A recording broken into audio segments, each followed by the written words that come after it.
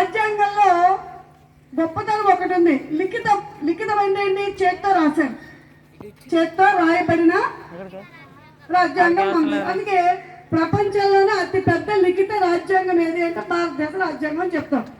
అయితే చెప్పినట్టుగా మన రాజ్యాంగంలో ఈ మనం చెప్పిన అంబేద్కర్ గారు కానీ ఆ కమిటీ కానీ రాయలేదు. మరి ఎవరు రాశారు? నేనా, హెచ్ఎం గారా, ఈశ్వరమేశ్వరా, అలా ఎవరు రాశారు తెలియదు. రాజ్యాంగానికి అసలు ఎలాంటి పేపర్ వాడారు? మన నోట్ పుస్తకాలు లాంటి పేపర్ అయితే ఉంటుందా? ఉండదు కదా. మరి ఏం చేశారు? ఎలా రాశారు? మొత్తం విషయాలన్నీ సేకరించి వాళ్ళగా తయారు చేశారు. కానీ ఏదైనా రాయాలి అంటే ఇప్పుడు మనం ఉదయం ఇచ్చిన సర్టిఫికెట్స్ అన్ని పేర్లు మేమే సెలెక్ట్ చేసాం. కానీ చాలా మంది టీచర్స్ని లాస్య అని పిలిచాం. ఎందుకు పిలిచాము? ఆ అమ్మాయి రైటింగ్ బాగుంటుంది కాబట్టి కదా.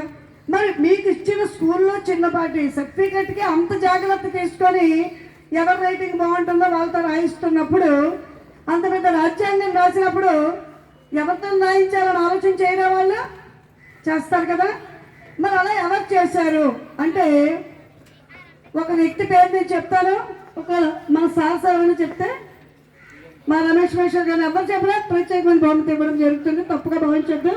హెచ్ఎం గారు చెప్పండి. రాజ్యాంగం మీద రాసిన అతను ఎవరు?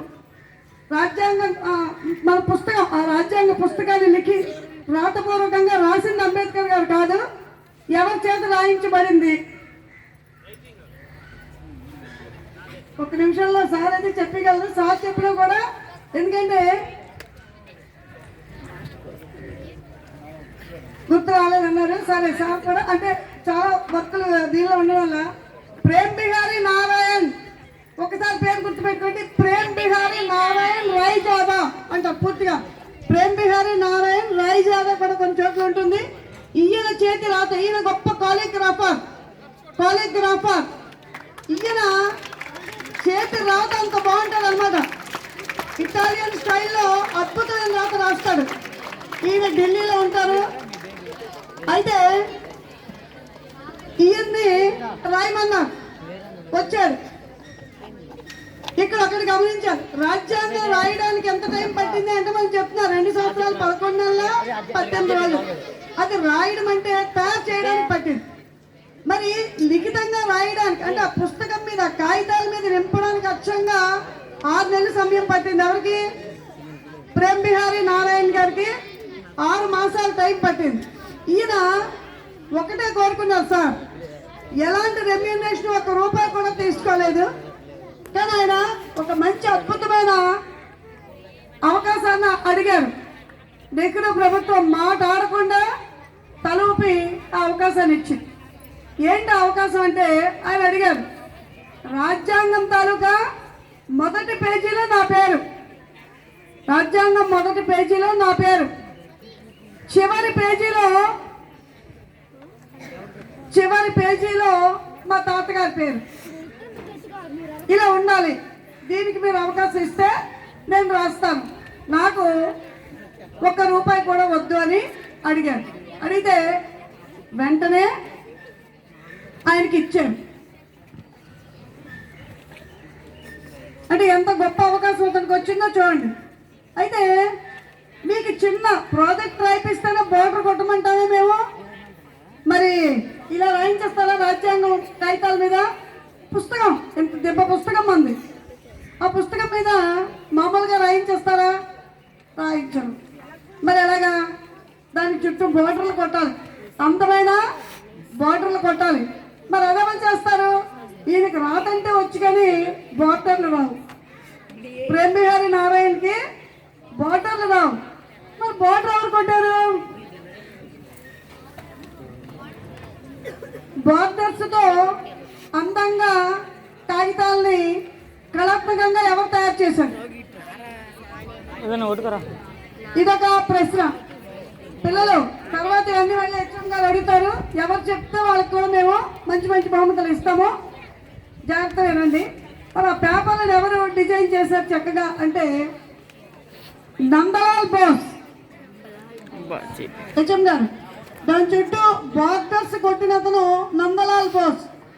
ఎక్కడ అతను ఇతను నందలాల్ బోస్ మనకి ఎక్కడ వచ్చాడంటే మన శాంతినికేతన్, రవీంద్రనాథ్ ఠాగూర్ నడుపుతున్నటువంటి శాంతినికేతన్లో ఆయన ఒక మంచి చిత్రకారుడు, గొప్ప చిత్రకారుడు. ఆయన మన భారతదేశ సంస్కృతి, మన రామాయణాలు, భారతం, భాగవతం, కురుక్షేత్ర యుద్ధాలు, మన చరిత్ర, అశోక చక్రం, స్తంభం, మన జాతీయ చిహ్నాలు అన్ని వేస్తూ బార్డరు, కమలాలు, దీపాలు, భారతీయదంతా కనబడినట్టుగా వాళ్ళ స్టూడెంట్స్తో ఆ బృందం అంతా కలిసి నందలాల్ బోస్ బృందం అంతా కూడా ఒక్కొక్క పేజీకి బార్డర్ కొట్టి డిజైన్ చేశారు. అయితే మామూలుగా మనం వాడుతున్న పుస్తకంలో ఉండే పేజీలు కాదు అవి. మరి ఎలాంటి పేపర్ వాడారు, ఎలాంటి పేపర్ వాడి ఉంటారు అక్కడంటే పార్చ్మెంట్ పేపర్ అని ఒక పేపర్ ఉంటుంది. పార్చ్మెంట్ అంటే చాలా దళసరిగా ఉంటుంది. ఆ పేపరు 100 సంవత్సరాల పైన అయినా పాడవదు. అదొక ప్రత్యేకమైన పేపర్. ఆ పేపర్ని తయారు చేయించి దాని మీద ఈ ప్రేమ్ బిహారీ నారాయణ గారి చేత రాయించడం జరిగింది. అయితే మన రాజ్యాంగం రాసినప్పుడు ఈ 284 మంది సంతకాలు దాని మీద పెట్టారు. 24 నుంచి 26వ తేదీ వరకు సంతకాల పని. సంతకాల పేజీలో మాత్రం సంతకాలు తప్ప ఏమీ లేవు. ఇంగ్లీష్లో పెట్టారు, హిందీలో పెట్టారు, దేవనాగరి లిపిలో, కొంతమంది ఉర్దూలో, 3 భాషల సమ్మిళితంగా సంతకాలు ఉన్నాయి. అయితే ఈ రాజ్యాంగంలో ఈ రచనలో ఈ సభ్యుల్లో మహిళలు లేరా అంటే 12 మంది ఉన్నారు. అందులో దుర్గాబాయి దేశ్ముఖ్,